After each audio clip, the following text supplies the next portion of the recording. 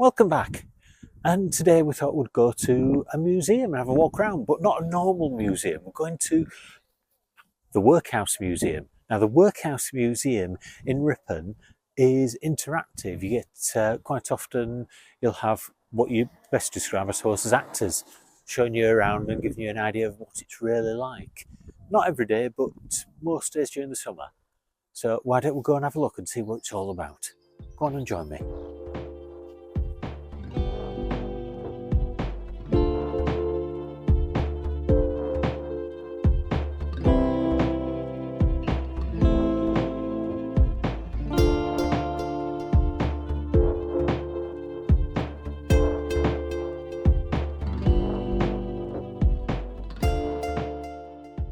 Ripon is in North Yorkshire, and the workhouse itself is quite a large area within Ripon. There were many rules when you joined the workhouse. You could be joining the workhouse for just a couple of days as a vagrant who was just happened to be in there needing somewhere to stay, or you could be in for years, maybe your whole life. In fact, until Margaret Thatcher in the early 80s, many people would be spending the whole of their life in the workhouse and ended up in hospitals that were old workhouses.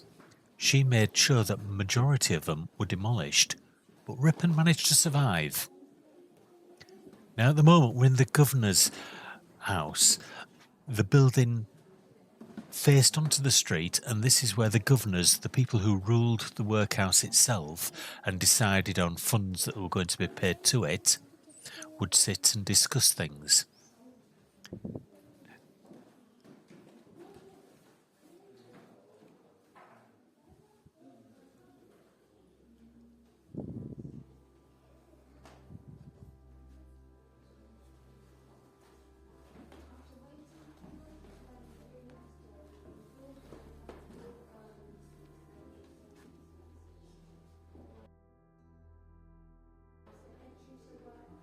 One of the interesting things that you'll notice about this place is coming up in a minute, and it's a chair. And the head of governors, when they actually sat on that chair, had to use a stool to get on it. It was designed to make them stand above the rest of the governors. The room itself was positioned so that any governor at any time could look straight out over the workhouse itself and see what was going on at that time. There were workhouses absolutely in every town and city throughout the UK, and each of them had slightly different rules on what could occur when you arrived there. Ripon was more of a relaxed workhouse than some, harsh work, but they weren't necessarily the worst. As you can see there though, for a long time when it was first built, you just had cold water taken in from the street. When you first arrived, you'd be scrubbed, and that's what you'd have to be scrubbed in. As we go through the workhouse, occasionally I'm going to leave little bits of information there for you to have a read of, because of the fact that it's interesting to think that 150 years ago, any one of us could have been in the workhouse. It doesn't necessarily mean that you've done anything wrong. You may have just had a bad run of luck and run out of money, but you would be taken to the poorhouse or the workhouse, which was often the same thing.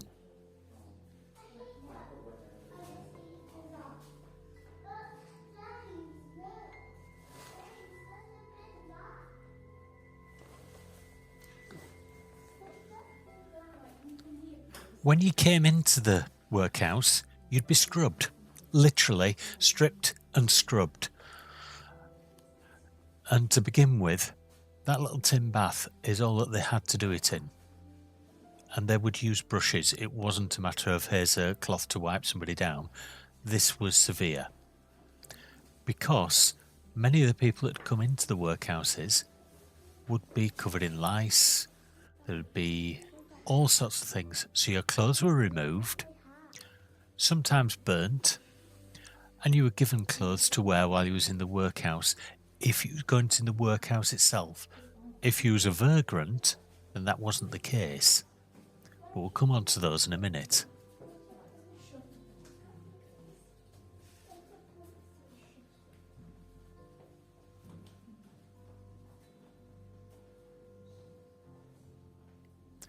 To clean the dirty clothes, you couldn't exactly get boiling water to wash them or get a bottle of Daz or whatever to clean them with. So what they do, you'd strip, especially if you're a vagrant, because you'd be getting the clothes back, they would be put into a huge oven and then candles to burn sulphur to kill the bugs that were on your clothes. Then you get them back as you left. Or sometimes even the same day. The type of food that you had depended on who you were. So, if you was a vagrant, somebody who was in for a few nights, you'd get different to what an inmate would get. An inmate was expected to work and get fed, but if you look at some of these meals here, they're not necessarily as bad as what most people would think. Because of the fact that these people were working, they needed the energy to work. The idea of the poorhouse was to get people back on the straight and narrow. This bed, although it looked very slim today, was designed for a mother and infant to sleep in. Everybody else got a lot thinner bed than that. As time went on, they got a bit more sturdier baths. No taps. You got a bucket of hot water, and you still got scrubbed. Not exactly fun. These may have started in Victorian times, but they ran right through into the 1930s. As I say, some people in the 80s were still in what were previously workhouses.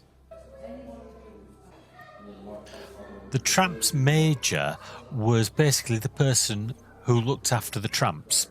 They were separate from the inmates themselves. They basically were in for a couple of nights. They may travel from town to town, get drunk, have no money left, need somewhere to sleep. They would then go to the inmates area, the vagrants area should I say. And their food was different. They got very, very basics. And they had to work before they got the food. So a couple of slices of bread, a bit of dripping. Nothing nice. This is where gruel comes from.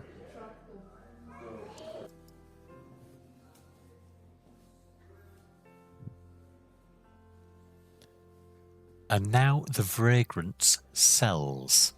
And they were cells. You can see how small they were. You literally had a space to get in there, shut the door, and that was it. And he did get the odd little vagrant coming along.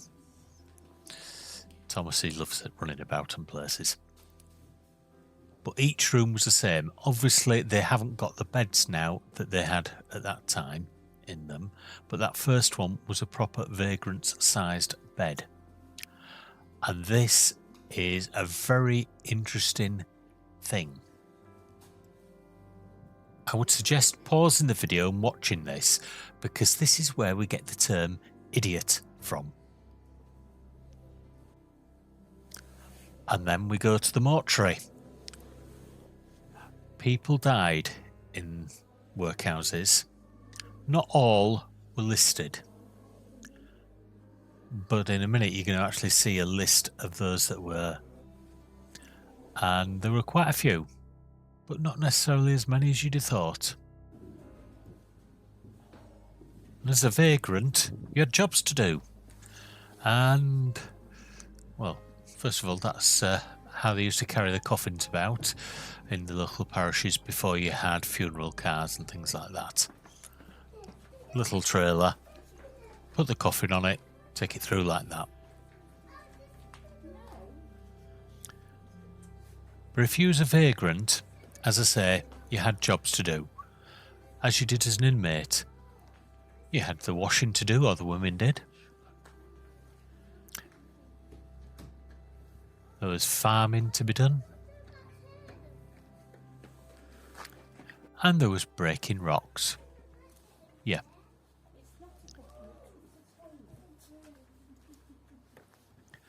I think my youngest son was a bit surprised at that. Yeah, that's how you used to have toilets. A little bucket, then you'd have to empty it. I don't think he liked that idea, did he?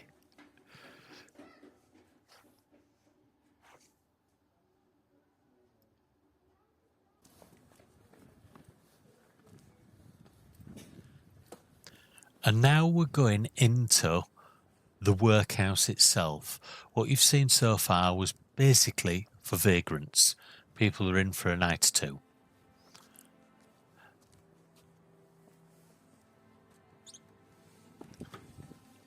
And the first place we're looking at is the master's living room.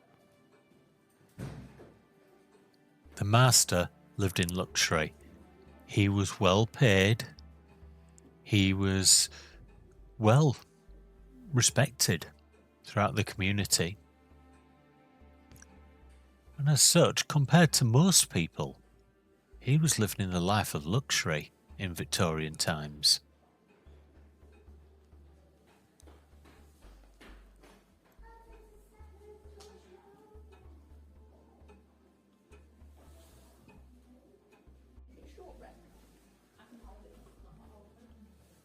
And this is his dining room.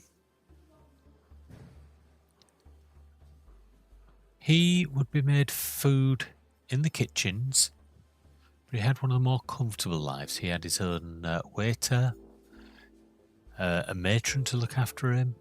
Everybody was there to look after him. But what's interesting here, this section here, you can actually see what was the walls decorations when he would have lived there. Quite interesting.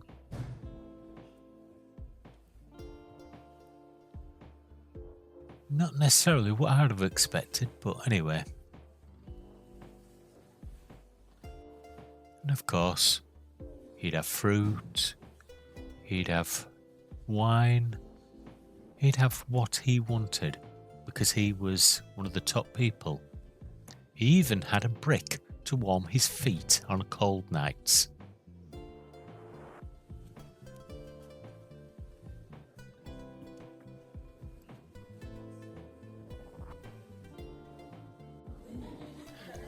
And the next room we've come to is the pantry, where there's stored food, many of which would have been for the master, because this is the more quality food that would be stored here.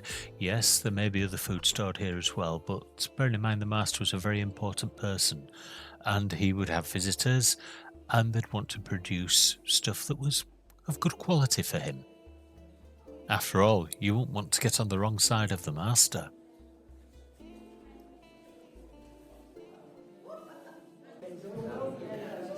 What they're actually doing in here today is more some activities for kids to get involved with, but this room would be the main dining hall. Not a great deal to show you in here, but they would also have disabled people here. It wouldn't be necessarily that they would automatically go here, but if you didn't have money, then workhouses or asylums. If you've got a second, I think this is well worth reading, especially the conditions that were requiring you to be admitted.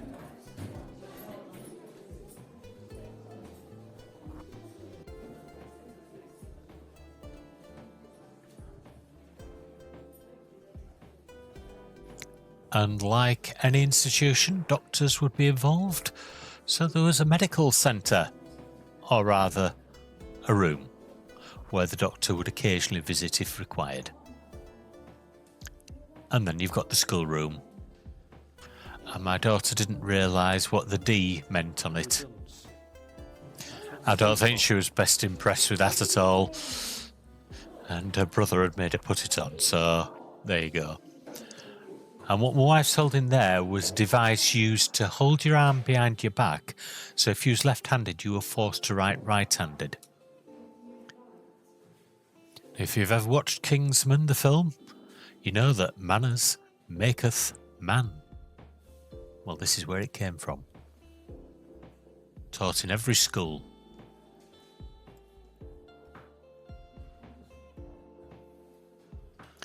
A few things here that interest me is in the fact of how they're taught about different animals, because obviously they didn't have photos, just drawings that people had done. Certainly look different to the photos that you see nowadays. But have a look at this globe. If you can see the images on it, it's a little difficult because it is an original globe. Look at the size of Africa. Three quarters of the length of the globe over that. It's because they just didn't have maps that were accurate. Madagascar is almost at the bottom of Africa. Totally inaccurate, but this is what they had to learn from. And you didn't want to be stood in the corner as the dunce. There's another device they used to strap you behind so that your arm would not be used and you became right-handed. The old ink pots, you can have a little play with that as well if you want. And that ruler is thick. It's not like a modern day ruler. If you got hit with a ruler, this is a heavy wooden plank, if you like. That wooden bar there went behind you, and that thing with the little finger holes that looks like a knuckle duster would then tie your left hand behind your back so that you used your right hand. While the men were learning stuff that were manly, women were learning stuff that were womanly. To sew, to cook. These have got a very sad story behind them, these stairs, that we know is factual. Just read that.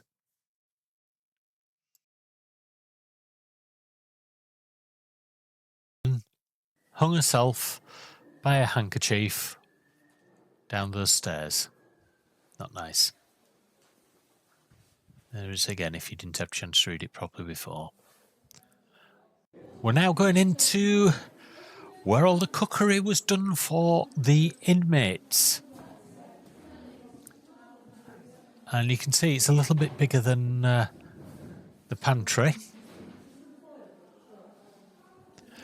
So what I'm going to do at the end of this little section, I'm going to put some menus up of Victorian food, which you might find interesting. But you can see they have people here today allowing the kids to make decorated biscuits. What are you doing, Thomas? They loved it. Now you need to take your knife across. Go one way. Kids love doing this. Opposite direction to this line. Then turn the biscuit round. And in a minute, three menus for you, including Wilfra cakes, something unique to Ripon. Potato pie that's full of meat, and a hot pot stew. Just pause it and write down the menu from there. Might be fun to make. Right, thank you. You can reach the hand and there's a tap in there. Well, I will. Shall I just get rid of this ice in there? Yeah. And that's what they'd use to heat stuff up in. A couple of what can be glorifiedly said as cauldrons to cook stuff. This area is where they'd store the food for the kitchen staff to use. The kitchen staff, I say that, but many of them would be the inmates themselves.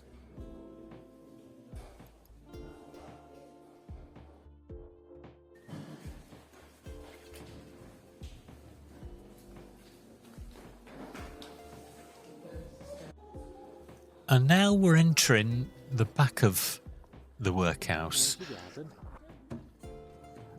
And this is where they would actually grow their own produce. So I'll just go around the corner a bit. Got a little pigsty here in this building. So they kept livestock as well.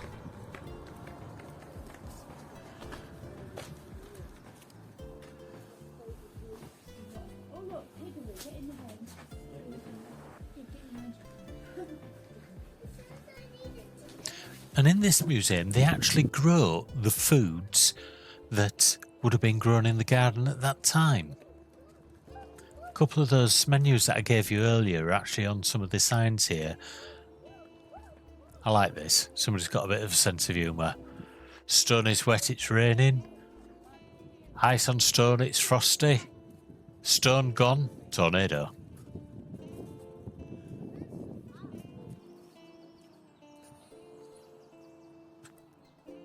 It's interesting looking around these gardens because a lot of the times you don't realise how much that they actually had to grow because we're so used to supermarkets. I mean, they had different types of onions, leeks, they're part of the onion family.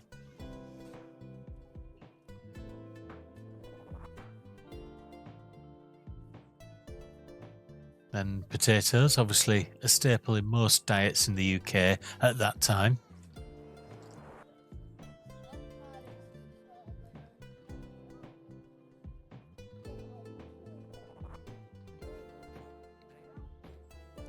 The haves and have-nots, I don't really get this myself. The marrows, the cucumbers, then you've got your cabbages and whatnot. But they weren't necessarily the cabbages that you see in the supermarkets today. They are now more processed and refined, whereas these were sort of not much further away from what you'd have got if you'd have gone into the countryside. What you will notice on that sign that we've just gone past is the carrots were orange. Carrots are actually purple, but by Victorian times, you could only get orange ones. They were changed because Holland, or the Netherlands as it is now, they actually wanted it for political reasons to be orange. And obviously we had to film this sign, being the Bean family.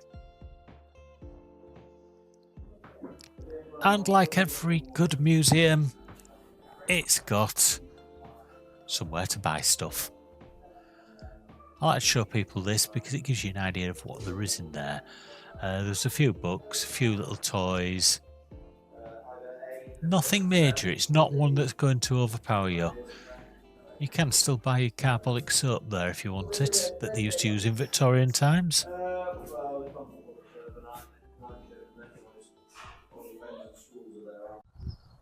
So what did you think to the Workhouse Museum?